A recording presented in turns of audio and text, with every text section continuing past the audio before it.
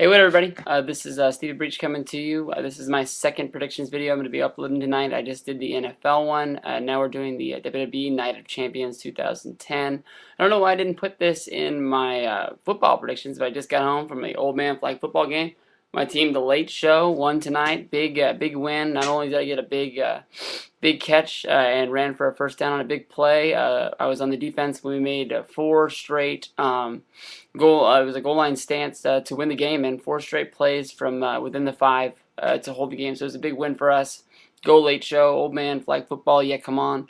Honestly, not that many people are pumped right now coming off of SummerSlam. Wrestling right now is sort of in a decline. I can see on YouTube, I think, with a lot of people going back to school and such. But I'm sort of pumped for Night of Champions. I think it's going to be a good show, but there's not much buzz out there on YouTube, so I thought I would spice it up. So we got the new Maxim here with Anna Kournikova in 3D, brought to you by the Honda CRZ there. I thought this would spice up my predictions review here for everybody.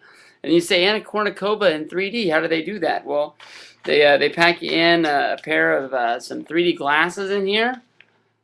You got to pull them out, and then you got to make them yourself. I hope I look funny in 3D here for everybody. And then right here you have your layout, which if you're not wearing the glasses, I don't know how this is going to relate. It's 3D, so looking at it without the glasses, everything looks all fuzzy, like you need to wear your normal glasses. But there's some hot Kournikova picks in here for everybody, so I hope that spices it up for everybody. Right here, we'll start at the bottom to build up some momentum here. We got the Divas Championship Unification match. Honestly, I see Maria winning that. They just honestly put up a ton of Divas merchandise with the Divas logo on there that's on the Divas title. So I think the Women's Championship is going to be going so long. And I see Maria winning that match. I'm not even sure who's going to be fighting, if it's 2-on-1 or if it's 1-on-1. Or honestly, the best match they can give us is Melina against Michelle McCool, which I bet is what they're going to give us. Wouldn't be surprised if they do some round robining in and out with Lay Cool, but that was a good gimmick. I hope it sort of continues. I don't know how it'll continue without the belt, but good stuff. Yeah, come on. Then also from SmackDown, we have Big Show and CM Punk going in a one-on-one match. A lot of people I've seen in some prediction videos are picking CM Punk to win this, but honestly, I know Big Show is the big guy. I just don't see him doing the job right now, but then at the same time, if you look at CM Punk's year this year, he is on a decline. He's lost a lot of big pay-per-view matches, been in some feuds. So this is a hard one to pick. For some reason, I'm leaning towards the Big Show right here. The only way I see CM Punk beating the Big Show is if you have the Shredded Society do a run-in and sort of everybody takes out the Big Show. But I think the Shredded Society is more likely going to cost CM Punk the match. So we're going to pick the Big Show. Intercontinental Championship. Man, this match seems like we've seen it 1,000 times. I don't know where they're going with the payoff here, but once again, we have Dolph Ziggler and Kofi Kingston here. This match, I'm going to go with Dolph Ziggler only for the fact that I don't really like the character of Kofi Kingston. And I don't want to see him with the Intercontinental title. My man Swagger put him over in a good match on Friday. I was proud of him for that. All around made Kofi look real good. I honestly have nothing against Kofi's in-ring ability. I just don't like his character. I don't really want to see him with the belt. I honestly read in the dirt sheets that they were thinking about giving him a heel turn. I honestly don't know how that's going to work out either, but hopefully this feud will end, and we can see some more mid-card action here for the Intercontinental Championship, guys. There's a lot of guys there ready to get a title shot and move into that role. Anybody on SmackDown right now can sort of take the Intercontinental title and make it look legitimate, so they're doing a good job with the mid-card there. U.S. Championship, you got The Miz against Daniel Bryan. I think I'm going to go with Daniel Bryan. I think everybody is picking him in this match. No way I see The Miz walking away with this, with the U.S. title. I see Daniel Bryan winning and then moving into a feud with Miz's Pro from NXT. I see that's where they're going with it. I think that's why he's been down at ringside the last few weeks. I just think they're just going to move on from one thing to the other. Miz is going to shoot up the card. World Heavyweight Championship match. Kane and Taker.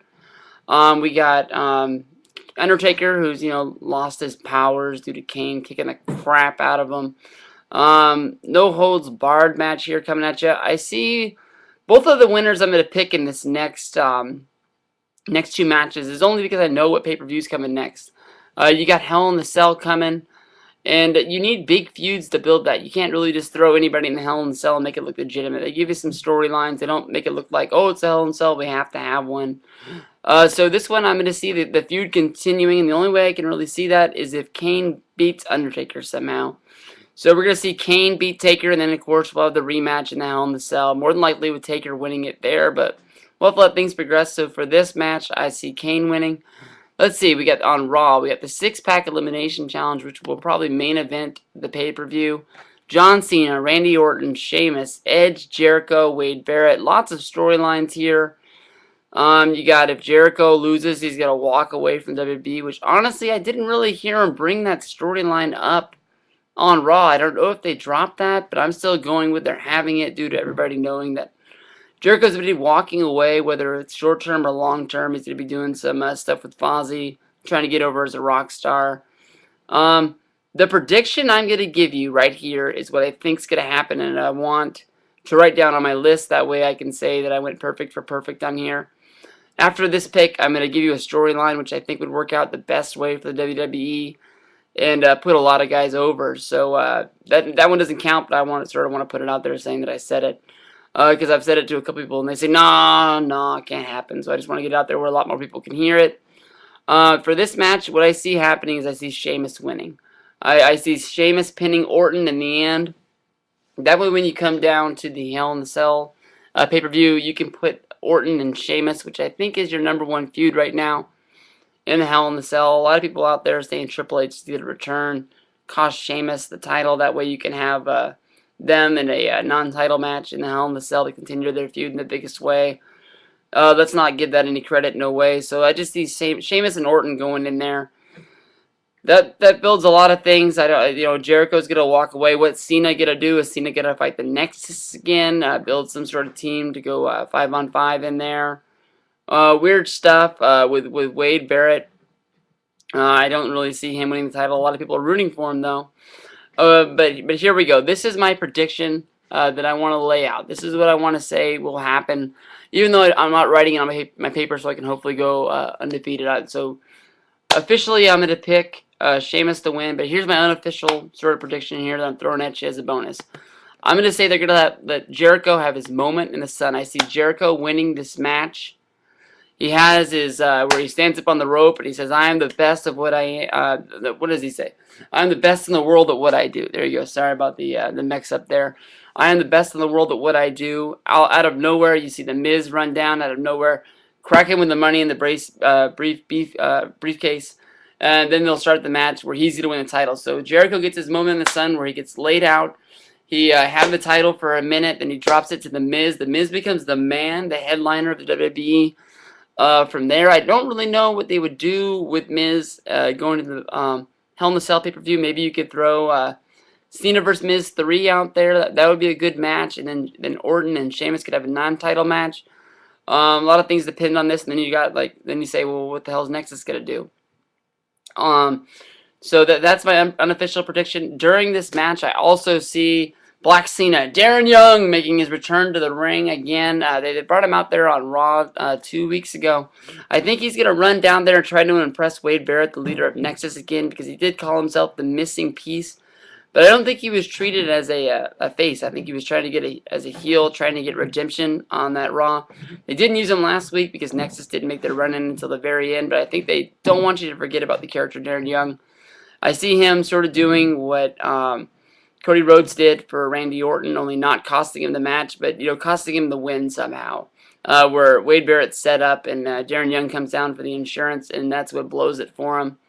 I think that they need to add Darren Young back into Nexus so that you could have the guy that's going to get his ass kicked, the guy who's going to take the pinfall. The weakest member of the team with Skip Sheffield leaving. They lost the guy, and so there's Darren Young coming back. Hopefully this all can happen for you.